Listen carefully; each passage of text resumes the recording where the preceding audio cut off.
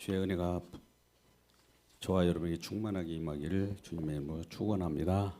할렐루야. 옆분에 인사합시다. 잘 오셨습니다. 축복합니다. 인사하겠습니다. 잘 오셨습니다. 축복합니다. 예. 오늘 빌립보서 4장 마지막 장을 통해서 우리에게 기쁨을 주시는 그 일에 대해서 같이 말씀을 나누고자 합니다. 제목은 우리가 알다시피 주 안에서 일어나는 성도들의 기쁨입니다. 주 밖에서와 주 안이 구분되어 있지 않습니까? 주 안에서 일어나는 기쁨이 있어요. 믿는 저와 여러분은 주와 함께 기쁨을 누리기를 바라고 오늘 말씀을 듣기를 바랍니다. 4장 1절에서 그러므로 나의 사랑하고 사모하는 형제들 나의 기쁨이요 멸류관 아닌 사랑하는 자들아 이같이 주 안에 서라. 그러므로라는 말은 연결구이지 않습니까? 그 전에 무슨 일이 있었습니까? 우리의 시민권은 하늘에 있다. 우리의 시민권은 어디 있다고요? 하늘에 있어요. 이 땅의 것으로 살아가는 것이 아니라 우리의 소망은 예수 그리스도를 기다리는 삶이에요. 그러니 우리의 거처가 되고 우리의 본향은 하늘이라는 것을 먼저 생각하시고 하늘의 시민권으로 살아가는 우리 시민권을 갖는 여러분이요. 그러므로 나의 사랑하고 사모하는 형제들이요. 나의 기쁨이요 멸류관 아닌 사랑하는 자들아 이같이 주 안에 서라. 첫 번째는 사도 바울이 권면하기를 주 안에 서라라는 말을 하죠. 두 번째, 내가 유오디아를 권하고 순두개를 권하니 주 안에서 같은 마음을 품으라. 주 안에서 한 마음을 품으라라고 말합니다. 또 3절에서 또 참으로 나의 멍에를 같이 한 되게 구하노니 복음에 나와 함쓰던 저 여인들을 돕고 또한 클레멘드와 그 외에 나의 동역자들을 도우라. 그 이름들이 생명책에 있느니라. 나의 동역자들을 도우라. 이렇게 말씀합니다. 4절에는 주 안에서 항상 기뻐하라. 내가 다시 말하노니 기뻐하라. 명령일까요? 기뻐하라고 한다고 해서 기뻐합니까 우리가? 주님의 은혜를 알게 되면 기뻐할 수밖에 없어요. 우리 시민권이 하늘에 있고 주님의 은혜로 말미암아 우리는 기뻐할 수밖에 없는 겁니다. 첫 번째 1절에서도 주 안에 서라. 2절에서 주 안에 같은 마음을 품으라. 3절에서 주 안에서 나의 동역자를 도우라. 4절에서 주 안에서 항상 기뻐하라. 이렇게 연차적으로 말하는 것은 우리에게 이런 기뻐야 할 이유가 있어서 기뻐하라고 할까요? 예, 기쁨이 있죠. 이런 자신 있게 사도 바울이 얘기합니다. 왜 기뻐합니까? 주 안에 있기 때문에 그랬습니다. 왜 기뻐한다고요? 주 안에 있기 때문에. 주 밖이 아니에요. 주 안에서. 우리는 로마서 8장 1절 말씀 너무나 잘 알잖아요. 예수 그리스도 안에서 결코 정죄함이 없나니. 여러분 결코 정죄 없는 해방의 그 영역을 우리가 맛보게 됩니다. 주 안에 있는 세계는 결코 정죄함이 없는 세계예요. 해방할 수 있는 곳이에요. 정죄치 못하고 비난하지 못하고 참수하지 못한 세계입니다. 누구도 어떤 세력들도 공격할 수가 없는 영역, 그것이 주 안에서요. 더불어서 그 안에서 있는 자들은 생명책에 기록되어 있다. 3절 하반절 말씀이 그 이름들이 생명책에 있느니라. 생명책에 저와 여러분의 이름이 있기 때문에 기뻐한 거죠. 그죠? 어디에서요? 주 안에서. 주 안에 있는 자에게는 딴 근심이 없다. 찬양도 있잖아요. 주 안에선 평강이 넘쳐요. 주 안에선 여러 가지 참소하는 자도 없고 오직 화평만 있습니다. 그렇기 때문에 그 안에 사는 자는 생명책에 기록된 자들만이 누릴 수 있는 영역입니다. 그래서 항상 기뻐할 수가 있다는 겁니다. 그러면서 오늘 5절에서 너희 관용을 모든 사람에게 알게 하라 주께서 가까우시니라. 너희 관용을 모든 사람에게 알게 하라. 너의 너그러운 마음을 일부만 아는 것이 아니라 교회 성도들, 빌립보 성도들 모두에게 알게 하라. 우리는 우리의 너그러움을 나한테 잘 대해준 사람한테만 마음을 놓고 마음을 열고 그들에게 풍족하게도 하고 주고받기도 합니다. 그런데 내가 여러 가지 힘들게 한 자들에게는 관용을 베풀지 않아요. 너그러움이 없어요. 왜 그럴까요? 서로 인간의 육신이 오락가락하기 때문에 그렇습니다.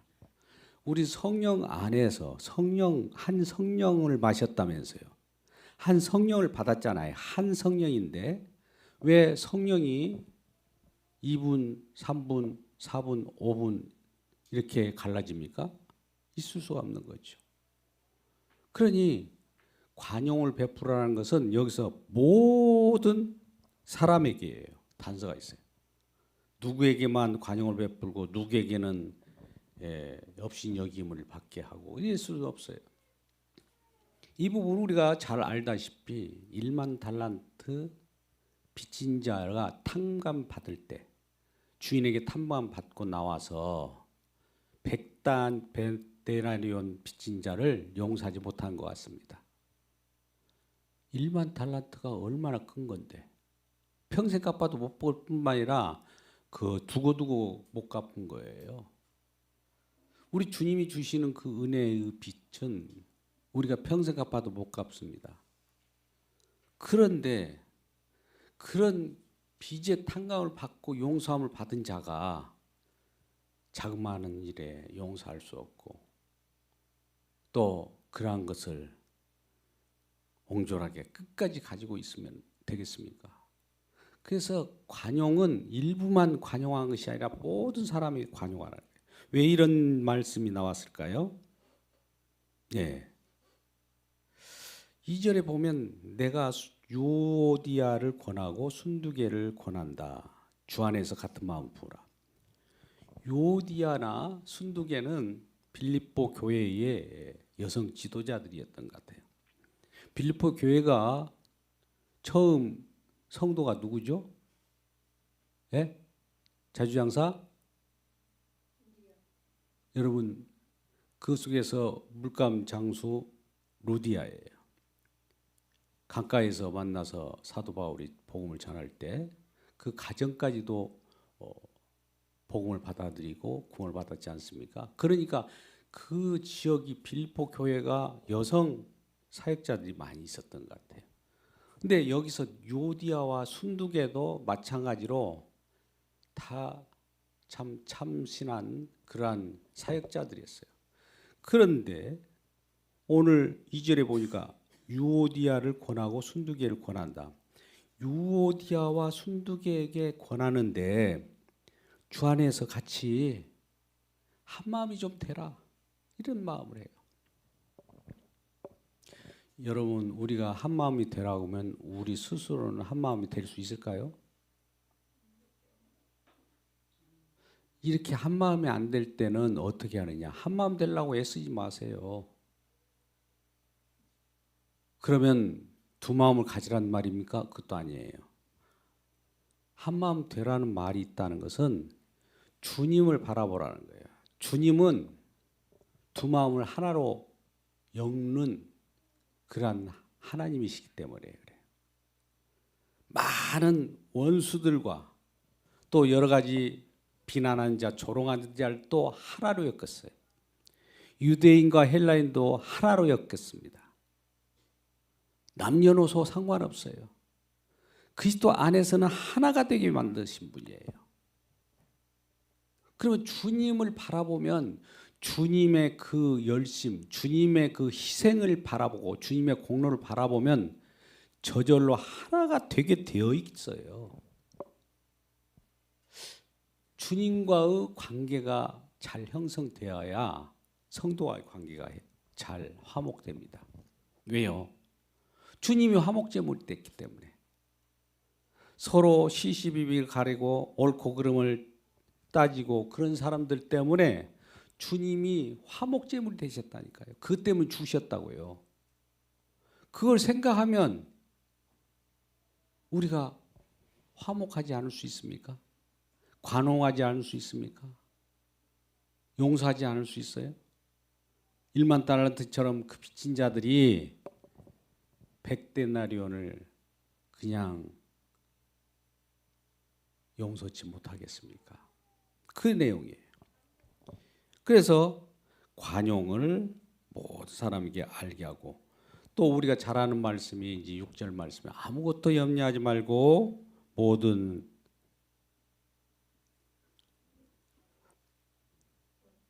사람에게 모든 일에 기도와 간구로 너희 구할 것을 감사함으로 하나님께 하라. 아무것도 염려하지 말고라는 것은 우리 염려뿐이에요. 잘 보세요. 우리 사는 것들이 염려인데 염려를 가져다 줘요. 주변의 환경이.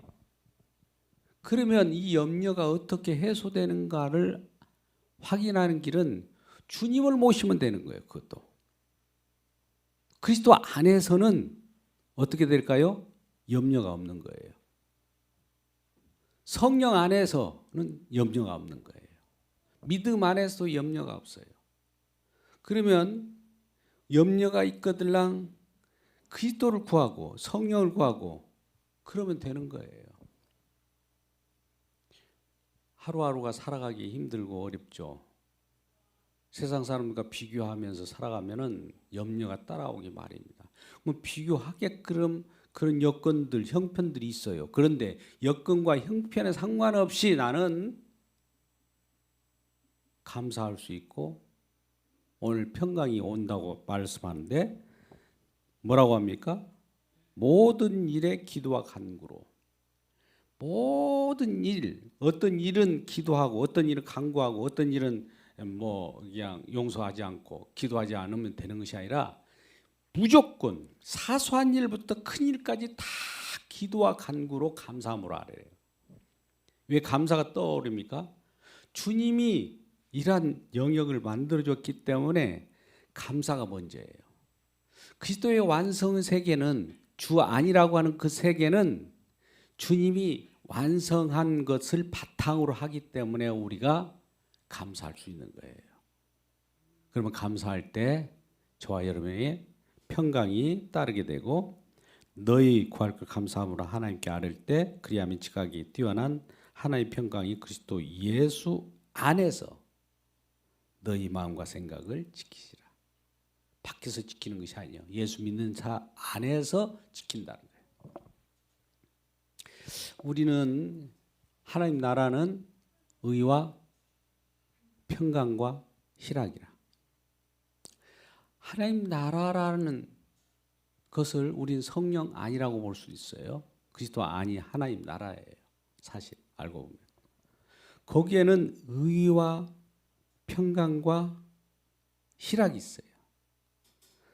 하나님 나라는 성령 안에서 의와 평강과 희락인데 성령 안에서라는 말은 다 이루어진 세계예요. 그러면 그 속에서 의를 찾은 사람들이 있어요. 옳고 그런 말을 판단하고 이것은 시시비 가려야 되고 이것은 옳고 이것은 그르고 이런 걸 좋아하는 사람도 있을 거예요. 근데 그것과는 어떻게 보면 모순적인 것 같지만 평강이 또 있단 말이에요. 평강은 누구에게도 마음에 평안을 가져다 주는 거예요. 시시비비를 가리는 것과 마음의 평안이 같을 수 있을까요? 예? 서로 균형이 안 맞아요. 그런데 그리스도 안에서 성령 안에서는 가능하다는 거예요. 우리가 복음에 대해서는 진리 소홀을 해야 되기 때문에 의가 있어야 합니다. 우리는 그리스도의 의를 믿고 사는 사람이기 때문에요. 근데 우리는 또한 주님의 평강, 나의 염려, 나의 근심은 주님과 하나가 되면 평강이 와요. 하나 되는 주님과의 관계가 형성되면 우리의 근심, 걱정, 초조가 사라지게 된다는 것이죠.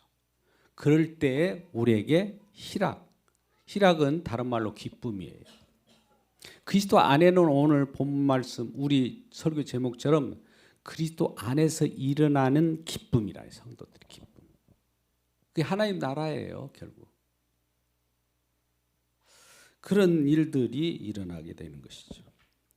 또 7절에 그리하면 지가 입되는 하나님 평강이 있고 8절에 끝으로 형제들아 무엇이든지 참되 무엇이든지 경건하며 무엇이든지 옳으며 무엇이든지 경건하며 무엇이든지 사랑받을 만하며 무엇이든지 칭찬받을 만하며 무엇 덕이 있든지 무슨 기림이 있든지 이것을 생각하라. 뭐려 너희는 내게 배우고 받고 듣고 본 바를 행하라. 너희는 빌립보 성도들이여 여러분은 내게 배웠고 내게 받았고 내게 듣고 본 바를 행하라. 이게 뭘까요? 사도 바울이 살아가는 내용이에요. 사도 바울이 어떻게 살았는데요? 그리스도 증인의 삶을 살았잖아요. 그리스도를 증언하는 복음을 증언하는 일에 모든 사력을 다했고 자기 목숨을 다했습니다. 그렇게 행하라는 거예요. 주님을 위한 삶, 고난에 같이 참여하는 삶, 이것이 사도 바울이 권하는 말이죠. 그리하면 평강의 하나님이 너희와 함께 계시라. 어떤 일을 하든지 주님이 함께 하신다면 그것을 이겨낼 수도 있을 뿐만 아니라 평강의 하나님, 우리 주님께서 우리 마음까지도 평강을 주신다는 거예요. 마음이 저와 여러분에게도 평강이 이르기를 바랍니다. 10절 말씀 이제 달라이 바뀌어서 내가 주 안에서 크게 기뻐함은 너희가 나를 생각하던 것이 이제 다시 싹이 나미니 너희가 또한 이를 위하여 생각을 하였으나 기회가 없었느니라. 갑자기 어떤 전환점이 나옵니다. 내가 주 안에서 크게 기뻐한 이유가 있다는 거예요.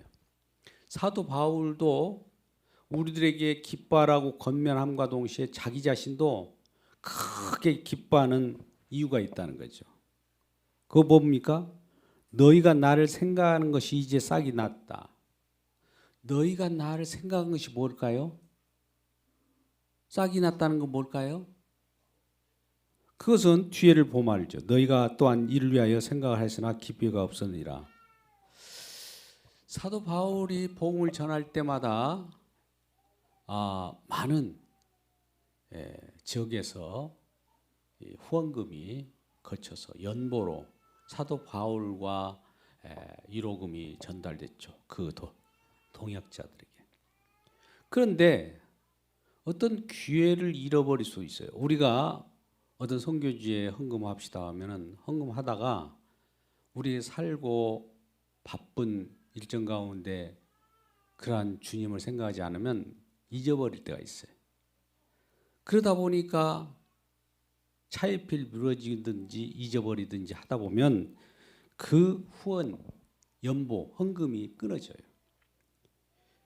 그런데 이제 다시 쌀기남임이 이제 다시 빌립보 성도들이 생각해가지고 헌금을 하게 됐다는 거예요. 그럼 본래부터 안 했느냐? 아니에요. 처음에서부터 이런 말씀을 합니다. 15절 빌보 사람들아 너희도 알거니와 복음의 시초에 복음을 처음 전할 때 내가 마게도니아를 떠날 때 주고받은 내 일에 참여한 교회가 너희 외에 아무도 없었느니라.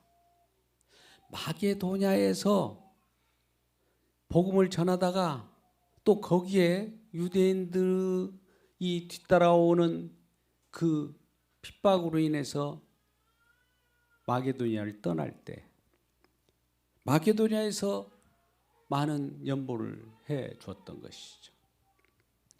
그리고 그뿐만 아니라 그 데살로니가로 내려왔을 때에도 너희가 한 번뿐만 아니라 두 번이나 나의 쓸 걸 보내었노라. 16절 말씀입니다.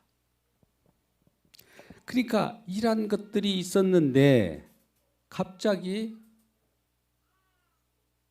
연보 헌금이 끊어진 거예요.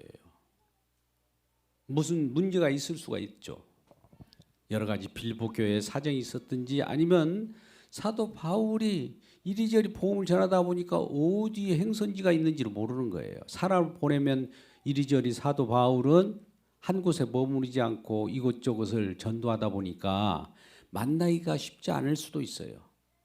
오늘날 같이 자동차나 비행기로 이렇게 우리가 이동하는 거리가 아니기 때문에 다 도보로 다녔잖아요.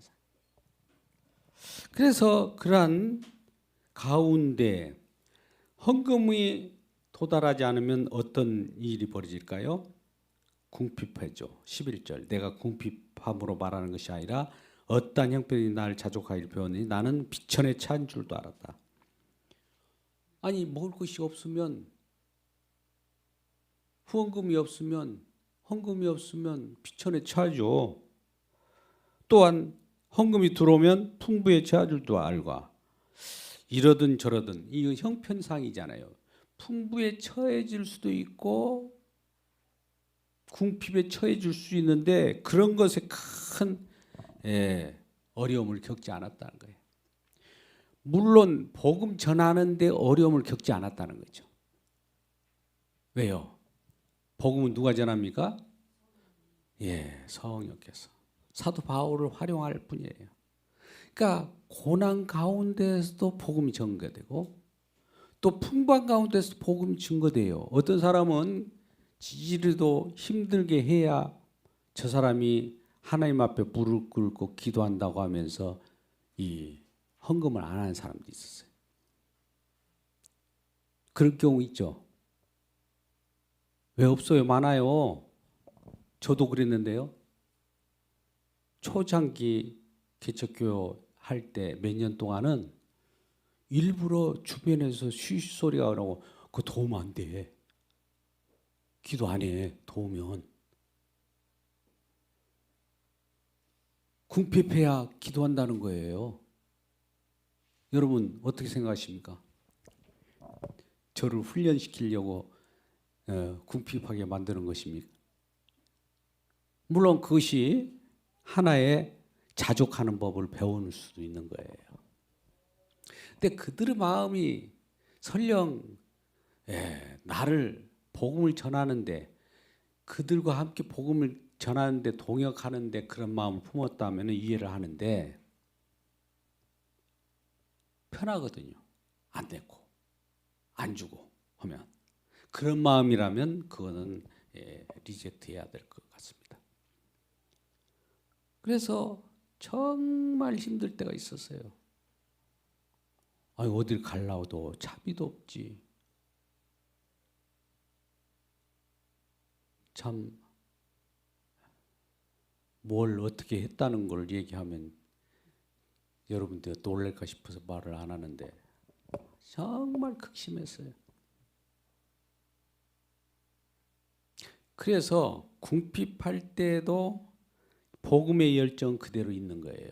궁핍하는 상황이 중요한 것이 아니라 궁핍할 때도 복음 전하고 또 연보나 후원금이 많이 들어올 때도 풍부하기 때문에 놀고 있는 것이 아니라 풍부할지라도 그냥 복음을 전하는 거예요. 복음을.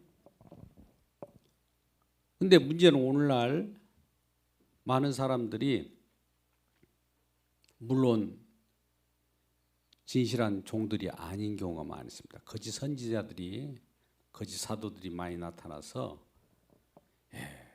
그걸 노리고 그런 걸 가르쳐하기 때문에 문제가 있는 것이지 복음을 전하는 데 있어서 유용하게 있으면 얼마나 좋겠습니까? 그러지 않겠어요? 그거 많다고 해서 막 그 많은 것에 즐거워할까요? 복음을 더 잘 전하기 때문에 즐거워하겠죠. 많기 때문에 즐거워하는 것은 아니고. 그럼 없는 대로 없으면 없는 대로 주님께서 없어야 현 상황에서는 없는 것이 너한테는 낫겠다 싶으면 그것도 없는 것도 괜찮다는 것이요. 그래서 자족하는 비결을 배우겠다는 거예요. 그래서 오늘 또 본문의 말씀 13절에 보면 내게 능력 주신 자 안에서 내가 모든 것을 할 수 있느니라.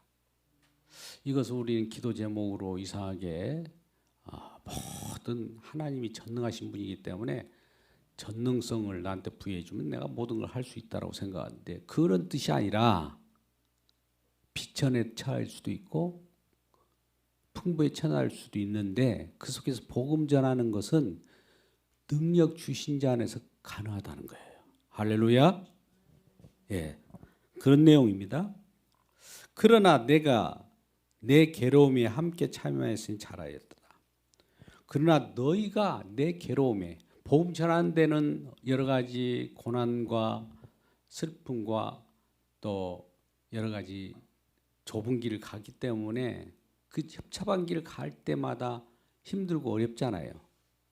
그럴 때 그러한 괴로움, 여기서는 괴로움이라고 표현했는데 내 괴로움에 함께 참여했다.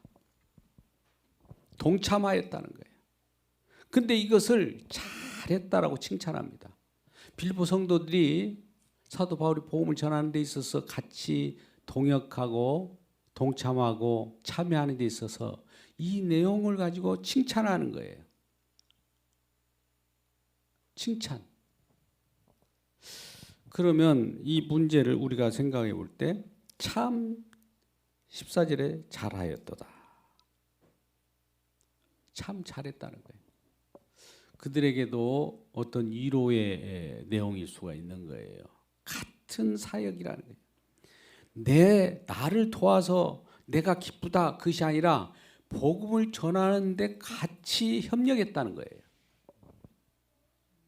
저와 여러분이 교회를 섬기고 복음을 전하고 많은 주변에 전도를 한다고 할 때 저 혼자 하는 겁니까? 아니면 동역하는 겁니까? 같이 하는 거예요. 동참하는 거예요. 잘했다라고 칭찬할 수 있는 겁니다. 근데 우리는 누군가 개인에게 저와 여러분에게 저한테만 헌금과 일호금을 전달한다면 이거는 왜 전합니까? 왜 일호금을 나한테 줍니까? 할 때는 복음을 전하기 때문에 주는 거예요. 복음을 전하기 때문에 헛되이 쓰는 것이 아니에요. 물론 개인적으로 생활도 해야 되는 현대 시대에 살기 때문에 물질이 있는 곳에 마음이 있는 거예요. 우리가 마태복음 6장 21절인가요? 거기에 보면 내 마음이 있는 곳에 내 보물이 있는 곳에 내 마음이 있다. 우리 관심이 어디에 있느냐는 거예요. 관심이 가는 곳에 물질이 따라가게 돼 있어요. 복음을 전하는 곳에 관심이 있다면 물질이 거기 가게 돼 있어요. 근데 복음을 전하지 않는데 물질이 가면 어떻게 될까요? 그건 그리스도 예수를 전하는 것이 아니라 개별적으로 쓰는 것이기 때문에 그것은 좋지 않는 것이지만 예수 그리스도를 증언하는데 복음을 증언하는 데 있어서 동역하고 함께 괴로움에 참여하는 자는 참 잘했다.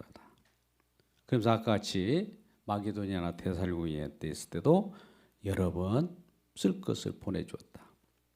그런데 17절에 내가 선물을 구함이 아니요 오직 너에게 유익하도록 풍성한 열매를 구함이라. 선물을 구함이라는 것은 내 개인으로 쓰려고 하는 것이 아니라 오직 너에게 유익하도록 풍성한 열매를 구함이라. 이 사도 바울이 복음을 전하는 것을 통해서 성도들에게 무슨 열매가 나타날까요? 생명 열매가 나타나요. 그럼 누구에게 유익해요? 성도들에게 유익한 거예요. 여러분에게 유익한 거요. 그 말이에요. 나에게 헌금이나 나에게 일호금을 전하는 건 내가 복음 전하는데 힘쓰기 위하여 나한테 보내준 것이지만 결과적으로 이렇게 해서 여러분들에게 유익이 되고 여러분들에게 혜택이 돌아가는 것입니다. 이 말을 하는 거예요. 이 말을 요즘에 당돌하게 할 수 있는 사람이 몇이나 있겠어요. 내게는 모든 것이 있고 또 풍부할지라 내게는 모든 것이 있고 또 풍부한지라. 왜요?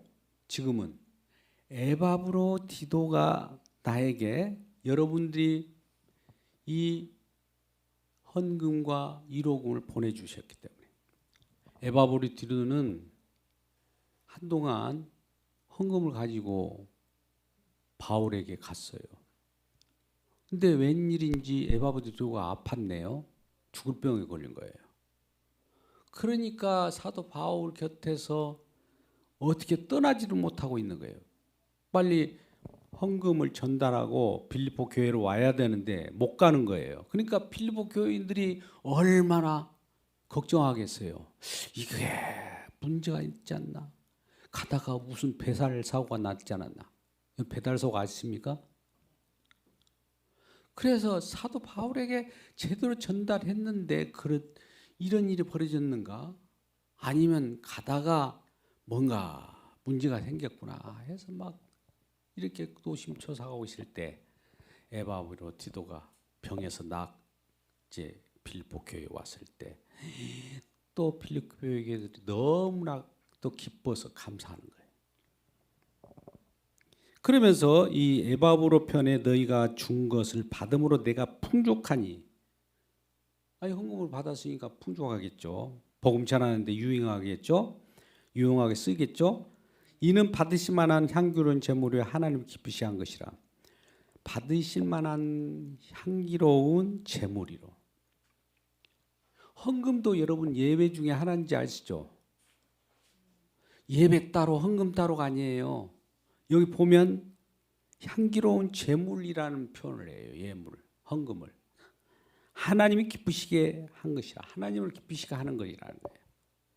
그러니까 우리가 예배 가운데 이 어떤 절차도 있고 거기 빠져서는 안 되는 것이 하나님 앞에 드리는 거예요. 왜 그냥 나의 모든 나되게 하는 것은 하나님으로부터 왔다는 것 표현이거든요. 왜요? 하나님으로부터 왔기에 하나님께로 돌려드린다는 마음으로 드리는 거예요.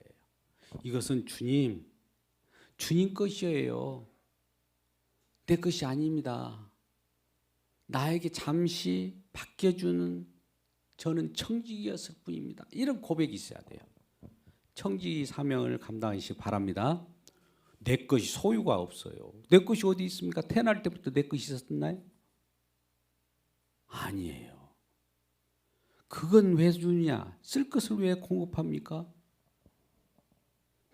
생명 열매를 나타나게 하려는 어떻게 보면 씨앗과 같은 거예요. 복음 열매를 맺게 하려면 복음에 씨앗이 들어가야 돼요.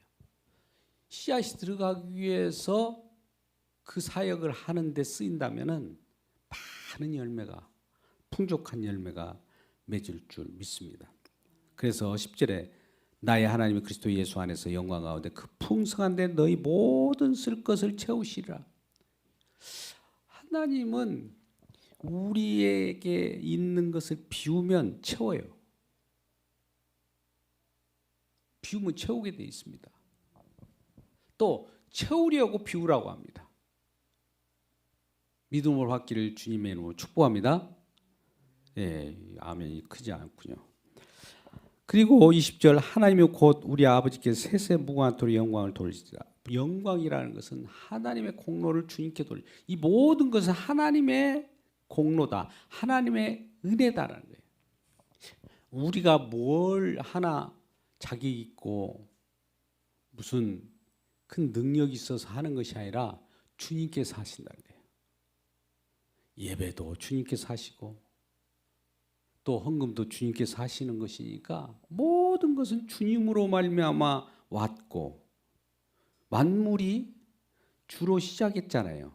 만물이라는 것은 이 세상이 모든 거예요. 또 주로 말미암고 주께로 돌아간다고 그래요. 그러니까 이 세상 모든 것은 주님의 것이에요. 그것을 알 때에 우리는 우리 손을 펼 수가 있어요. 자, 21절 그리스도 예수 안에 있는 성도들이 마지막 문안합니다.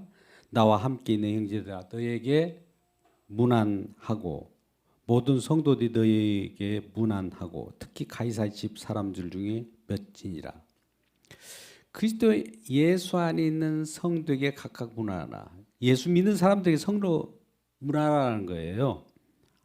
나와 함께 있는 형제들이 너희에게 문안한다. 사도 바울도 나와 함께 지금 동역하고 나는 지금 쓸쓸하게 가택연금 상태에서 감옥에 있지만 나를 돕는 옆에서 보필하고 같이 동역하는 자들이 여러분 빌립보 성도들에게 지금 문안한다. 안부를 묻는다 이게. 그리고 모든 성도들이 너희에게 문안한다. 주변 사람들이 주변 예수 믿는 사람들이 빌립보 성도들 위하여 문안하고 특히 가이사 집 사람들 중에 몇이니라. 이 가이사의 집 사람들, 가이사는 누구일까요? 로마 황제. 로마 황제의 어떤 가정에 예수 믿는 사람이 생긴 거예요. 로마라고 하는 것이 그 당시에 최고조로 세상을 휘둘렀던 그러한 권력층인데도 불구하고 그 속에까지 복음이 스며 들어간 거예요.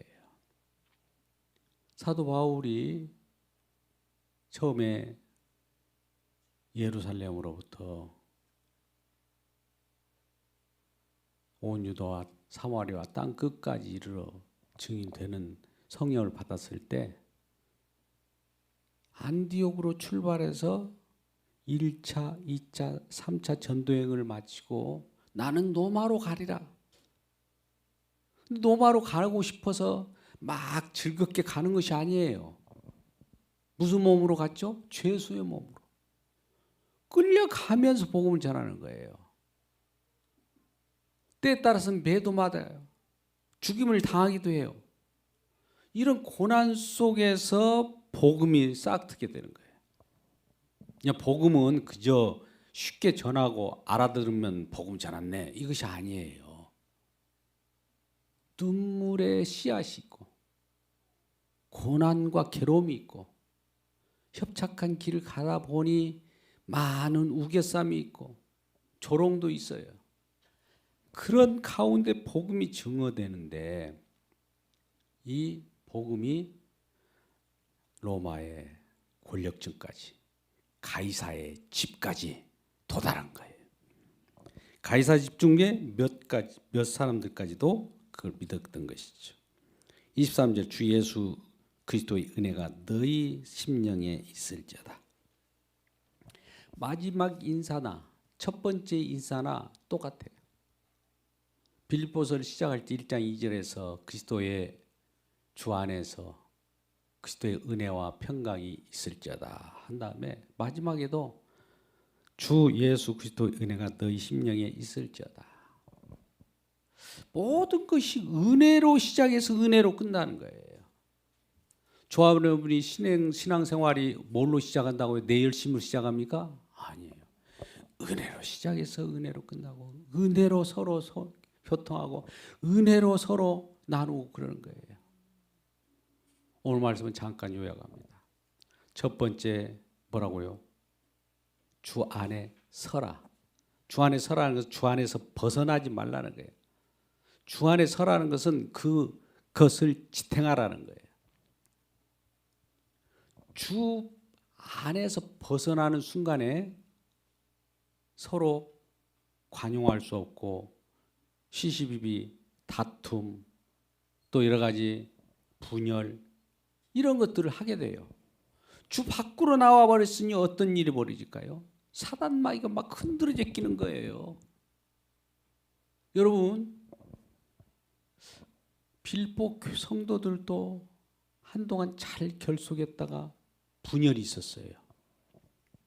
물론 그 속에서 사도 바울은 눈물로 간구하는 내용이 3장이 나왔어요. 그러면서 눈물로 내가 간구하는데 이 세상 것 가지고 너무나 서로 다투지 말라. 우리의 시민권은 하늘에 있지 않느냐 이렇게 강조하면서 이 시시비비를 가르고 서로 순대계와 요디아가 서로 마음이 맞지 않고 서로 용서하지 못하는 거, 날마다 갈등을 조장하는 거 누가 좋아하겠어요? 물론 우리 육적으로 그러한 것들이 누구나 있기 때문에 그러한 것들을 누가 활용하느냐? 사단이 뒤에서 조종하는 겁니다. 그러면 우리의 주변에 그런 느낌이 오거들랑 바로 어떤 관계가 이루어져야 됩니까? 야, 우리 화해하자. 우리 이렇게 서로 하나 되자. 이렇게 해야 됩니까? 예, 할렐루야. 주 안에 주님과 관계가 회복돼야 돼요. 바로 기도를 하든지 감사로 아뢰고 주님과 관계가 하나 되면 나와 저 사람이 서로